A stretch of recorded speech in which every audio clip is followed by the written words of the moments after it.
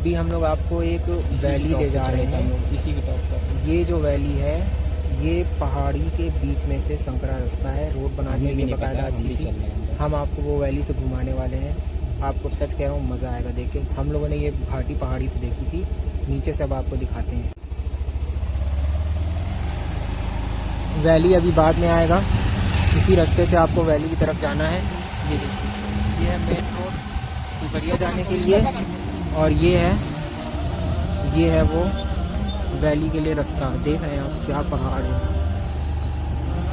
देख रहे हैं ये पहाड़ है। ये वही पहाड़ है जो हम लोग ऊंचाई से देख रहे थे, आपको दिखा रहे थे कि दो पहाड़ नज़र आ रहा था। ये पूरा एक पहाड़ है और ये वैली है। भैया ये अंदर रास्ता है क्या पतला सा? ये बंद नाली है। ये नाली है। ये पानी कम है, मतलब बारिश से ये देखिए, ये वही वैली है जिसको हम दिखा रहे थे। स्लो में चलो, स्लो एकदम थोड़ा और तेज चलो। ये देखिए, ये वही वैली है। ये देखिए वहाँ जो ऊपर टॉप है, यहाँ पे हम लोग बैठे हुए थे और अभी हम लोग यहाँ नीचे उतर चुके हैं। ये देखिए, ये है वैली।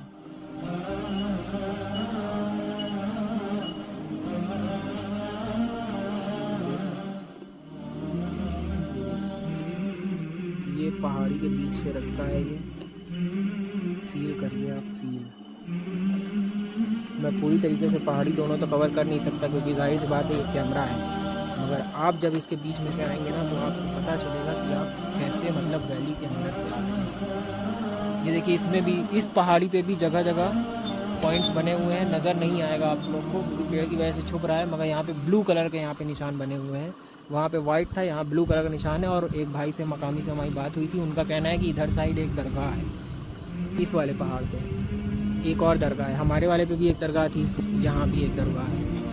तो ये वाला तो ट्रैकिंग हम नहीं किए थे क्योंकि हमें पहले से ये सब मालूम नहीं था, तो हम लोग उस हिसाब से अपना प्लानिंग नहीं किए थे। हमने बस पंचमढ़ी देख के, पंचमढ़ी कैंट देख के हमने ट्रैकिंग चालू की थी। फिर पता चला कि यहाँ पे नज़ारे भी हैं। तो देखिए, ऐसा ये है, बात ऐसी है कि जो ये टॉप के ऊपर है, ये कौन सा पक्षी जो टॉप के ऊपर होता है, जो मज़ारे होती हैं टॉप के ऊपर, ये मामला ऐसा होता है कि जो वलीउल्लाह जब ज़िंदा होते हैं ना, अपनी हयात में होते हैं, तो उस टाइम वो लोग पहाड़ पे जाके ही अल्लाह ताला की इबादत को करना प्रेफर करते हैं। क्योंकि रसूलुल्लाह सल्लल्लाहु अलैहि वसल्लम को भी पहली वही जो आई थी वो गारे हिरा में आई थी, जो पहाड़ पे है। तो मंदिर है। तो वलीउल्लाह जो है वो पहाड़ पे जाके इबादत करना प्रेफर करते थे। इसी वजह से उनके इंतकाल के बाद जिस जगह वो जाके रेगुलर इबादत किया करते थे, उस जगह को इन्होंने मज़ार वहाँ पे बना दी है। वो अक्सर गुफा है या फिर कोई एक प्लेस है जिसको उन्होंने बनाया है। ऐसी जगहें हर जगह हैं, को किसी भी आप, मतलब ये बहुत ही कॉमन है। पहाड़ियों पे आप जाएंगे तो ये कॉमन है कि आपको वहाँ पे मंदिर दिखेगा या फिर मज़ार नज़र आएगी। यहाँ पे ये जगह फेमस है, जटाशंकर मंदिर। और पंचमढ़ी की मैं बात कर रहा हूँ, ये जगह फेमस है जटाशंकर मंदिर के लिए। और भी 2-3 खास मंदिर हैं जिसके लिए जगह फेमस है। बाकी मज़ार जो है वो हमें पता नहीं था। ये आज अभी हम आए हैं तो ये भाई ने बताया है कि यहाँ पर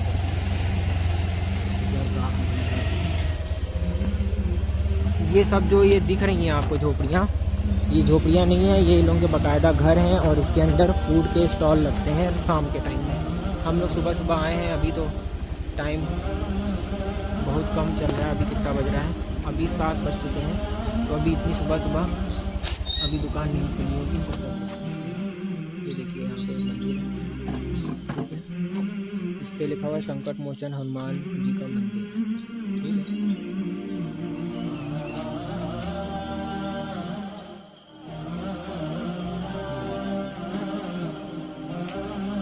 मेरा भाई गया है मकामी एक बंदे से जानकारी लेने यहाँ के बारे में, वो लेके आता है तो फिर बताते हैं क्या है सिस्टम। ये देखिए, ये वैली से का व्यू देखिए आप।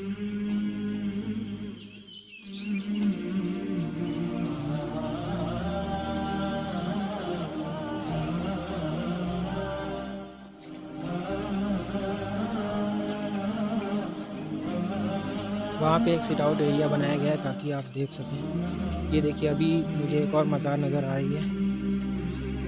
और एक ख़ास बात देखिए, आज के टाइम में कैसा माहौल चल रहा है। और यहाँ देखिए, दिखाते हैं आपको, ये देखिए, ये सिट आउट एरिया बना हुआ है, सिट आउट एरिया बना हुआ है। और यहाँ देखिए, ये देखिए मज़ार है, मज़ार के जस्ट बगल में मंदिर है। ये होती है गंगा जमुनी तहजीब, जो आज कुछ लोगों के गिरफ्त में है और बर्बाद होने की कगार पे है। ये वो वक्त था जब यहाँ सब कोई मिल के रहा करते थे और ये जगह इंडिया फेमस थी वसुधैव कुटुंबकम के नाम से। अब इसकी बेड़ा गर्क हो चुका है इसका, बोलने भर कर रह गया है वसुधैव कुटुंबकम नहीं रहा। फिर ये सब देख सकते हैं आप, ये है वसुधैव कुटुंबकम का सबूत। अब मामलात ऐसे नहीं हैं। ये देखिए, ये वाली। अच्छा, जो एथियस्ट लोग होते हैं उनका ये कहना होता है कि ये सब जो चीज़ें हैं, ये पहाड़ हैं और खुद इंसान जो है, ये सब कुछ धमाके के वजूद के वजह से बना, बिग बैंग थ्योरी कहा जाता है। मतलब ये सेंस में आने वाली बात है कि नहीं, कि एक धमाका होता है और धमाके की वजह से ये सब कुछ इतना ज़्यादा एक्यूरेट तरीके से मैनेज हो जाता है। ऐसा हो सकता है? धमाके की वजह से हमेशा नुकसान होता है। कहीं भी धमाका होता है, चाहे वो नेचुरल हो, चाहे आपकी वजह से धमाका हुआ हो, उससे हमेशा नुकसान होता है। तो ऐसा कैसे हो सकता है कि धमाका हुआ और धमाका होने के बाद ये इतनी सुंदर ज़मीन बन गई? ऐसा कैसे हो सकता है? ज़रूरी नहीं है कि जो डार्विन साहब ने जो बात कह दी, हर बात जो है हम फॉलो करें। उनकी बहुत सारी थ्योरीज हमारे काम की हैं, मगर इसका मतलब ये नहीं है कि उनकी हर बात मान ली जाए। शैतान भी है जो इंसान को बहकाता है, और शैतान जो है फेमस लोगों को सबसे पहले बहकाने की कोशिश करता है, क्योंकि अगर उनको बहका लेता है तो बाकियों को बहकाना और आसान हो जाता है, क्योंकि वो पहले से सेलिब्रिटी हैं। वो जो बात कहेंगे अगले उनको फॉलो करेंगे। शैतान ने उनको बहकाया। देखिए, ये इस पहाड़ को चढ़ने में ट्रैकिंग है, ये रास्ता बन रहा है।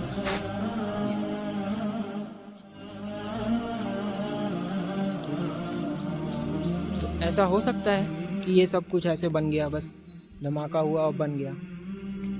इंसान को सोचना चाहिए कि हम ये क्या कर रहे हैं, कैसे मतलब खुदा का इनकार कर रहे हैं। अगर हमारे पास कोई सबूत नहीं है तो हम ऐसी बातें कर रहे हैं। और जहाँ तक सबूत की बात है, अल्लाह ताला ने ऐसा नहीं है कि इंसान को बनाने के बाद छोड़ दिया। ऐसा हो ही नहीं सकता कि अगर इंसान खुद भी कोई चीज़ क्रिएट करता है तो फिर वो उसके बारे में रेगुलर चेकअप करता रहता है, उसको चेक करता रहता है कि हम जो चीज़ें कर रहे हैं, ये जो हमने सामान बनाया है, ये सही से चल रहा है कि नहीं चल रहा। तो ऐसा कैसे हो सकता है कि जो क्रिएटर है उसने बनाया और आपको बनाने के बाद फ्री छोड़ दिया कि जाओ जो करना है करो, जिसके साथ जो करना है करो? ऐसा हो सकता है? ये जब जो काम इंसान नहीं कर सकता, वो चीज़ आप खुदा के बारे में तसव्वुर करवा रहे हैं। तो अल्लाह ताला ने भी इस दुनिया को बनाया, इंसानों के लिए मुसख्खर किया। और अल्लाह ताला की नज़र में, अल्लाह ताला ने ये भी बताया कुरान में कि अल्लाह ताला की नज़र में ये जो खूबसूरत चीज़ें आप देख रहे हैं, इसकी कीमत मक्खी के पर के बराबर भी नहीं है। समझ में आया आपको? अल्लाह ताला की नज़र में इस जगह की कोई कीमत नहीं है। अल्लाह ताला की नज़र में कीमत उस जगह की है जो हम लोग को इस जगह इम्तहान कंप्लीट करने के बाद मिलेगी। जब क़यामत का टाइम आएगा तो मैदान महशर में जब इंसानों से पूछा जाएगा कि आपने ज़िंदगी में कितना अरसा गुजारा, तो वो लोग कहेंगे कि हम घड़ी भर ही रहे थे, 1 घंटा 2 घंटा, या बहुत लोग कहेंगे कि 1 दिन। इससे ज़्यादा हम दुनिया में रुके ही नहीं, लोग यही कहेंगे, क्योंकि इतना अरसा वो लोग मैदान महशर में ही गुजार देंगे। समझ में आया आपको? तो ये है इम्तहान की जगह। इम्तहान के हॉल में आप सिर्फ 1 घंटे रहते हैं, 1 घंटे से 2 घंटे रहते हैं। तो अल्लाह ताला ने भी आपके लिए दिन और रात को मुकर्रर किया है ताकि आपकी मियाद मुअय्यन ज़िंदगी की वो पूरी कर दी जाए। और आपका इम्तहान पूरा कर लिया जाए। और जब आप असल रिज़ल्ट के लिए जाएंगे तो फिर आपको मालूम चल जाएगा कि ये जो ज़िंदगी आप गुजार रहे हैं 60-70 साल, और अब तो ये 60-70 साल ऐसे गुजर जाते हैं कि पता ही नहीं चलता। ऐसे टाइम गुजर रहा है, ऐसे गुजर जाते हैं, पता ही नहीं चलता। तो जब आप ये गुजारेंगे तब फिर वहाँ जब जाएंगे तो पता चलेगा कि आप यहाँ पे रहे ही नहीं। और अब ये पूछा जाता है कि आप जो है कुरान को ही क्यों फॉलो करें। तो देखिए, अल्लाह ताला ने इंसान को बनाया है, इस दुनिया में किस टेस्ट को भेजने के लिए बनाया, किस टेस्ट को पूरा करने के लिए बनाया है। ये टेस्ट है हमारा कि हम इस दुनिया में जाएं और उसके बाद अल्लाह ताला की तलाश करें कि जिसने तुम्हें बनाया है तुम उसे ढूंढो, और ढूंढने के बाद फिर तुम उसके अहकामात को फॉलो करो। ये है अल्लाह ताला के अहकाम। और ऐसा इसलिए है क्योंकि शुरुआत में जब आदम हव्वा थे, उन्होंने फ्रूट खाया था जन्नत का, तो उसके बाद से उनको ये सज़ा दी गई थी। हालांकि अल्लाह ताला सब कुछ जानते हैं, तो अल्लाह ताला के इल्म में था कि ऐसा होगा। तो ये जगह देख रहे हैं आप, कुआं है, पानी का कुआं लग रहा है, मगर यह है कुआं बहरहाल, ठीक है। देखिए यहाँ से पहाड़ी। तो जब उन्होंने वो फ्रूट खाया तो उसके बाद से शैतान ने चूँकि उनको बहकाया था, तो उसके बाद से शैतान की ड्यूटी ये लगी कि वो उसका काम है ज़िंदगी भर बहकाना इंसान का। तो अब वो जन्नत में बहकाएगा तो नुकसान ज़्यादा होगा। तो लिहाजा पहले इंसान को चाहिए कि वो अब दुनिया में वक्त गुजारे, वक्त गुजारने के बाद इस लायक बने कि वो जन्नत में रह सके। इसलिए आपको ये इम्तहान देना पड़ता है दुनिया में आके। फिर जब लोग दुनिया में आते हैं तो फिर ऐसी बातें करते हैं कि ये जो है दुनिया बस धमाके की वजह से, आपके पास कोई थ्योरी नहीं है तो कह दो कि धमाके की वजह से बन गई। ये क्या बात होती है? धमाके की वजह से आज तक कुछ बन पाया है जो अब बना दी, जो इतना बड़ा चीज़ बन गया। और हाँ,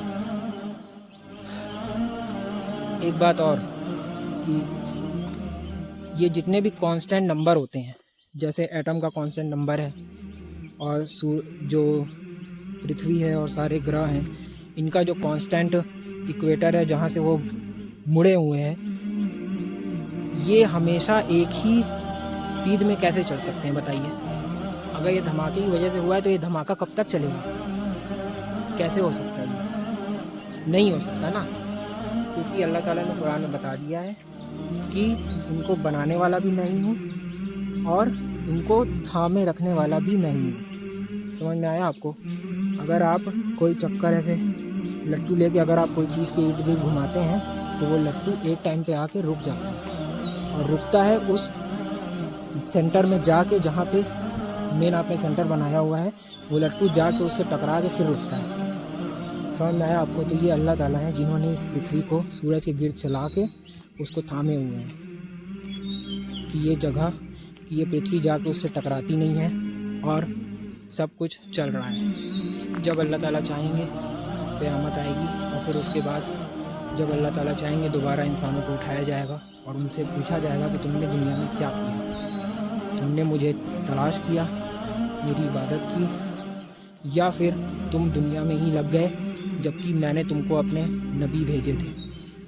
जब आदम अलैहिस्सलाम दुनिया के पहले इंसान, जिनके बारे में हर दीन में आपको ये नॉलेज मिल जाएगी, चाहे वो हिंदुइज़्म हो, हिंदुइज़्म में भी मनु का जिक्र आता है जो पहले इंसान थे। तो ये मनु और आदम में फ़र्क क्या है? पहले इंसान की बात हो रही है यहाँ पे। और क्रिश्चियनिटी में भी एडम और ईव है, जूडिज़म में भी बोला जाता है ऐसे ही, मगर वो मुझे नाम नहीं याद आ रहा कि उनको क्या नाम से बुलाया जाता है। इस्लाम में है आदम और हव्वा। तो इनको अल्लाह ताला ने बनाया, बनाने के बाद फिर इनका टेस्ट लिया। टेस्ट ये था कि आपको उस दरख्त का फल नहीं खाना है, और शैतान के लिए ये टेस्ट था कि तुम्हें जब आदम को बनाया गया था तब उसके अंदर तकब्बुर को चेक करना था कि ये तकब्बुर करता है कि नहीं करता। तो अल्लाह ताला ने इंसान को बनाया, बनाने के बाद जन्नत में जब तक चाहा पड़े रहने दिया। फिर जब अल्लाह ताला ने, और शैतान उस वक्त वहाँ से गुज़रता था और वो इंसान की बॉडी में एंटर करता था, बाहर आता था, वो कहता था ये तो अंदर से खाली है, उसके अंदर तो कुछ भी नहीं है, मैं तो उसके साथ कुछ भी कर सकता हूँ, खेल सकता हूँ। जब वो ये सब देख रहा था और ये भी उसके अंदर ये भी तकब्बुर आ गया कि ये जो बना है ये तो मिट्टी से बना है, मैं तो आग से बनाऊँ, ये भी उसके अंदर तकब्बुर आ गया। भाई आपको इंसान से क्या, आपको इससे क्या मतलब कि ये किस चीज़ से बना है, आपको मतलब इससे होना चाहिए कि इसको बनाने वाला कौन है। उसके अंदर तकब्बुर आ गया, उसने कहा कि ये तो इससे बना है, मैं कैसे इसकी जो है इसको आगे जाके सजदा करूँ, ये सजदा ताज़ीम कैसे करूँगा। तो अल्लाह ताला ने कहा कि इसको बनाने वाला कौन है, इसको बनाने वाला तो मैं हूँ, मैं हुक्म दे रहा हूँ कि इसको सजदा करो।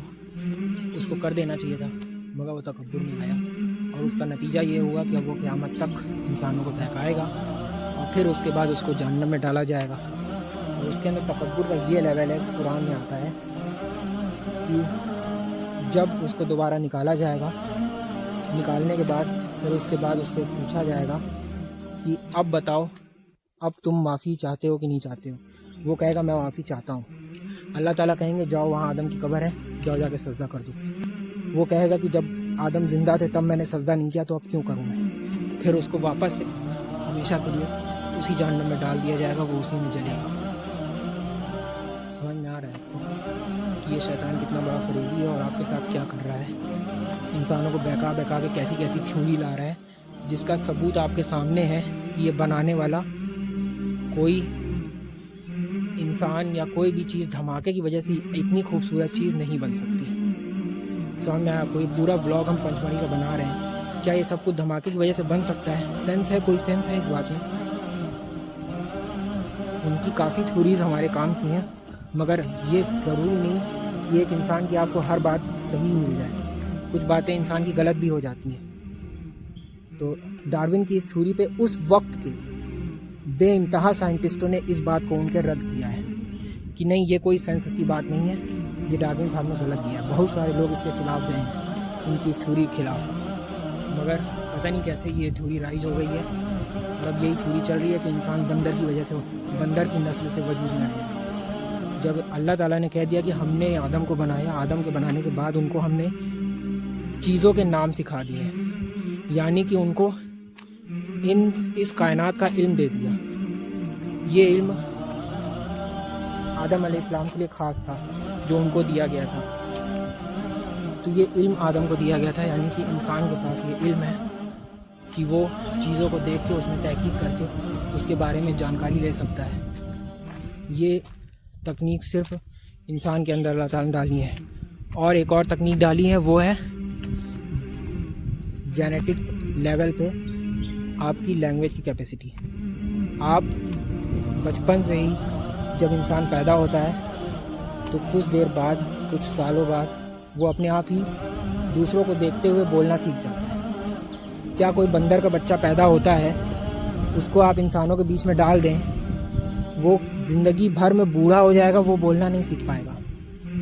समझ में आया आपको? इस पे काफ़ी रिसर्च हुई है डार्विन की इसी थ्योरी को गलत साबित करने के लिए, कोई सबूत नहीं मिला। किसी भी जानवर के अंदर ये कैपेसिटी अल्लाह ताला ने डाली ही नहीं है कि वो लैंग्वेज सीख सके। और इंसान ऐसी मखलूक है कि वो लैंग्वेज सीखता है, फिर उसकी बेइंतहा किस्में निकालता है। समझ रहे हैं आप लोग?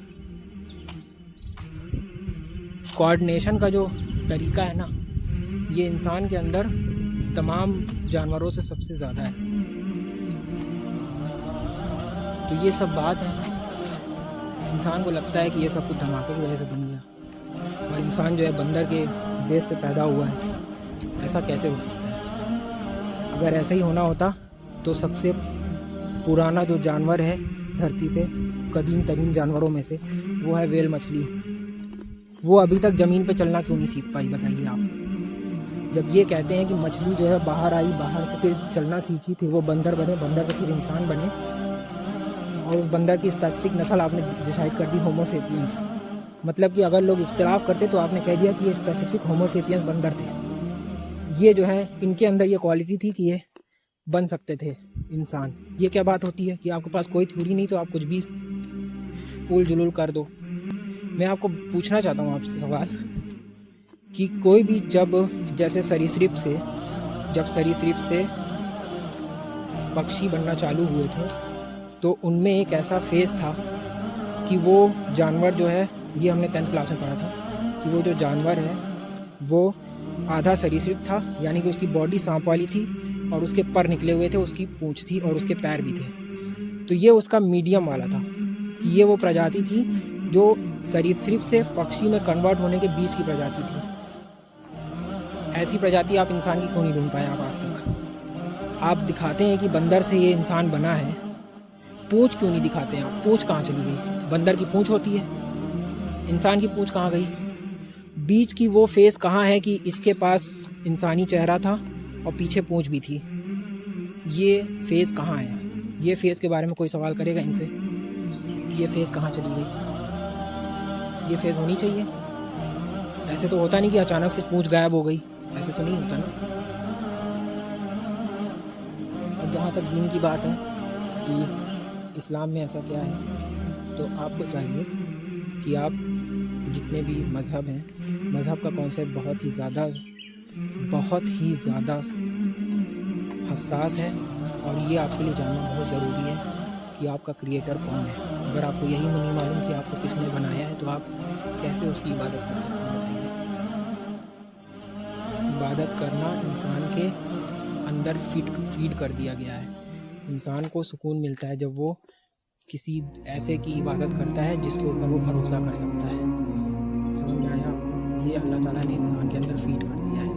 इस्लाम में आपको 5 टाइम की नमाज़ मिलती है और आप ये बात जान लीजिए कि किसी भी मुसलमान को ये नमाज़ों को पढ़ने में तकलीफ़ नहीं होती। पढ़ने का मन नहीं करता वो बात अलग है, मगर जब वो इंसान नमाज़ पढ़ के आता है उसको तकलीफ होती है कि मुझे टाइम निकाल के नमाज़ पढ़ने जाना पड़ता है, क्योंकि नमाज के बाद जो उसको सुकून मिलता है ना, वो रूहानी सुकून मिलता है।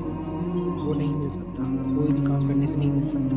किसी भी पहाड़ पे चले जाए आप, आपको सुकून नहीं मिलेगा, वो रूहानी सुकून है। तो जहाँ तक मज़हब की बात है कि इस्लाम में ऐसा क्या है कि हम इस्लाम को फॉलो करें, तो आपको चाहिए कि आप रिसर्च करें। रिसर्च इस बेस पे करिए कि अगर कोई गॉड है तो उसने अपने अहकामात नाजिल किए होंगे। ऐसा हो नहीं सकता कि कोई क्रिएटर हो उसने ऐसे ही छोड़ दिया बनाने, ऐसा हो नहीं सकता। तो उसने अपने अहकामात किताबों के ज़रिए नाजिल किए होंगे, टेपिस्ट्रीज़ के ज़रिए नाजिल किए होंगे, पत्थरों पे लिख के पत्थरों पे पड़े होंगे लिखे हुए। और सबसे ज़्यादा इम्कान ये है कि उस खुदा ने आपके बीच में अपना कोई बंदा मुकर्रर किया होगा जो आपको उसके बारे में बताए। तो इस्लाम में आदम अलैहिस्सलाम सबसे पहले इंसान थे और वो नबी थे। उनके बाद से पूरा नबूवत का सिलसिला चलता चला आ रहा है रसूलुल्लाह सल्लल्लाहु अलैहि वसल्लम तक, जो कि आखिरी नबी हैं और क़यामत तक के लोगों की हिदायत के लिए बनाए गए, पैदा किए गए हैं। और इसमें मुसलमान ही नहीं है, तमाम मखलूक शामिल हैं इसमें।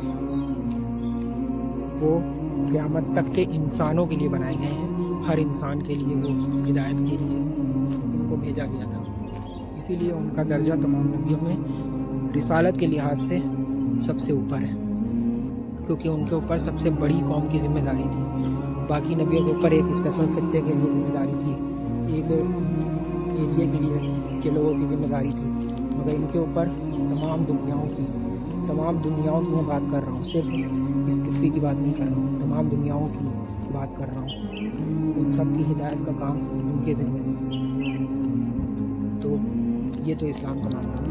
बाकी मज़हब में आप देखें तो आप देखें कि उनके पास जो किताबें हैं, उन किताबों में जो चीज़ें लिखी हुई हैं, क्या वो चीज़ें उनकी पुरानी किताबों से मैच खाती हैं? जो अहकामात उनके इस वक्त की किताब में लिखे हुए हैं, क्या वो 2000-3000 साल पहले की किताबों में भी सेम टू सेम लाइन में, सेम टू सेम बगैर अल्फाज के हेर फेर के वो मौजूद हैं कि नहीं है? नहीं मिलेगा आपको, मैं बता रहा हूँ, मैंने भी सर्च किया, नहीं मिलेगा।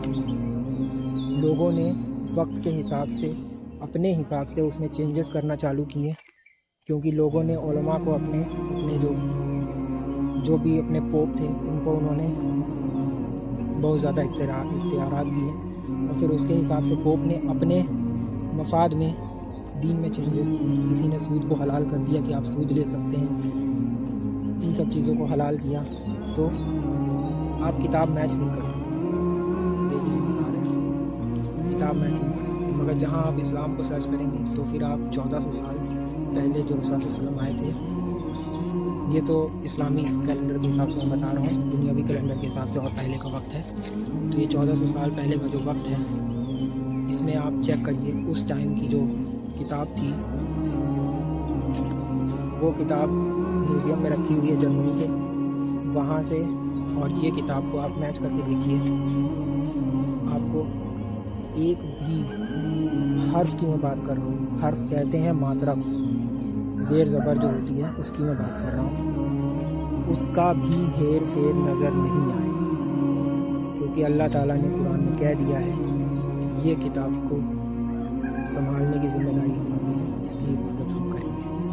तो अल्लाह ताला ने इसकी हिफाजत की है, क्योंकि ये क़यामत तक के इंसानों के लिए आया है, तो इसमें अगर तहरीफ़ात कर दी गई ना, तो फिर अब दोबारा नबी तो आएंगे नहीं, तो कौन बताएगा कि ये चीज़ें चेंजेस की गई हैं। बाकी नबियों ने आए, उन्होंने बताया कि इन नबी की तालीमात ये नहीं थी, इसमें इन्होंने चेंजेस किए। ये देखिए, तो अब कोई नबी आएगा नहीं, तो इसीलिए अल्लाह ताला ने इसकी हिफाजत की जिम्मेदारी बताया है कि यहाँ पे ये रिसर्च जो है, ये खुद की रिसर्च है, आप भी रिसर्च करिए और जानिए कि आखिर खुदा क्या है और उसने आपको बनाया है। जब आप ये जान जाएं कि आपको बनाने वाला कौन है, तब फिर उसके बाद आप,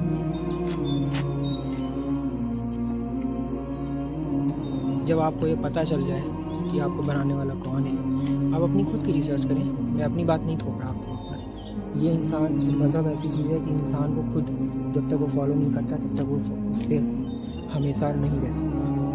आप खुद फॉलो करें, चेक करें कि आया जो मज़हब में मैं हूँ, क्योंकि हर इंसान जब पैदा किया जाता है अल्लाह ताला के मुताबिक, तो वो अल्लाह ताला के दीन पे होता है, जो खुदा का असल दीन है। आप जो तहकीक करेंगे तो उसमें आपको जो खुदा का दीन मिलेगा, उसी दीन पे इंसान को पैदा किया जाता है। फिर उसके पेरेंट्स की जिम्मेदारी होती है कि वो उसको किस दीन में चलाते हैं, ठीक है। तो इसीलिए इंसान को कहा गया है कि आप चेक करें, आप चेक करें कि आप आया जिस दीन में है वो दीन वो वाला है जो असल दीन है या नहीं, क्योंकि क्रिएटर का मामला ऐसा नहीं है कि कोई भी हो गया, ऐसा नहीं होता। क्रिएटर का मामला बहुत हसास है, आपको मालूम होना चाहिए कि आपको बनाने वाला कौन है, ठीक है। तो आप दीन पे रिसर्च करिए और ये जानिए कि आखिर आपका असल दीन क्या है। जब आप जान जाएं तब फिर उसके बाद आप अहकामात को फॉलो करिए, फिर उसके बाद अब हम यहीं पे अपना ब्लॉग ख़त्म कर रहे हैं। अब हम जाएंगे सीधा झील, 2-3 तो झील है, पंचमढ़ी झील है, एक और झील है, वो नाम मैं भूल गया, वहाँ जाएंगे। अब ये देखिए पहाड़ी की सुंदर है, हम जाएंगे वहाँ पे, तो वहाँ पे दिखाते हैं क्या सीन है, ठीक है। ये वीडियो यहीं तक थी, ये वीडियो अलग पार्ट में रिलीज़ होगी, ये स्पेसिफिक ये वाली वीडियो जिसमें ये सब नॉलेज दी गई है आपको, बाकी वो सब टूर वाली वीडियोस अलग से रिलीज़ होगी, ठीक है। अब हम जा रहे हैं वहीं पे, आपको दिखाते हैं कि झील का क्या सीन है। यहाँ पे आप आएंगे तो आपको ये सारी चीज़ें आपको देखने को मिलेंगी, यहाँ बोर्ड लगा हुआ है, ये सब चीज़ें आपको यहाँ देखने को मिलेंगी।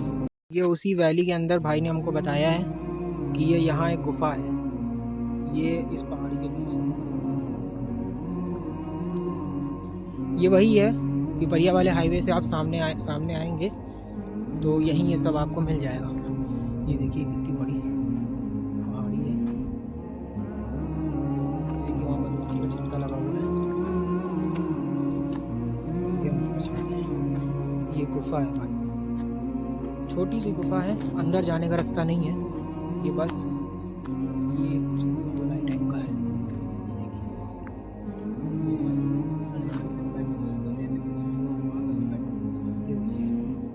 देखिए वो वहाँ पे आपको दिख रहा होगा, फिर डबल तेजी से ये जो आपको दिख रहा हुआ है अलग से, जो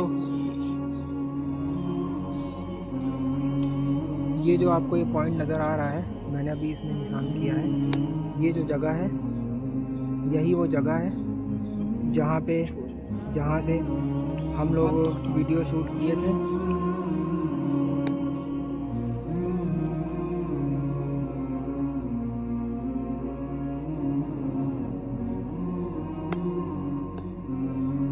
ये देखिए अब आपको नज़र आ रहा होगा, यही वो जगह थी जहाँ पे हम लोग अभी बैठ के हमने खाई का आपको दिखाया था व्यू। ये देखिए ये वही जगह है, ठीक है। वहाँ से ये जो सामने हम आपको दिखा रहे थे ये वही चीज़ थी, ये वही चीज़ है, ये यही चीज़ आपको दिख रही थी। ये देख रहे हैं कितना ऊंचा पहाड़ है। ये यहाँ पे छोटी छोटी सी दराज टाइप की बनी हुई है, ठीक है। चलिए अब चलते हैं झील की तरफ, जाएंगे हम पंचमढ़ी झील, दिखाते हैं आपको।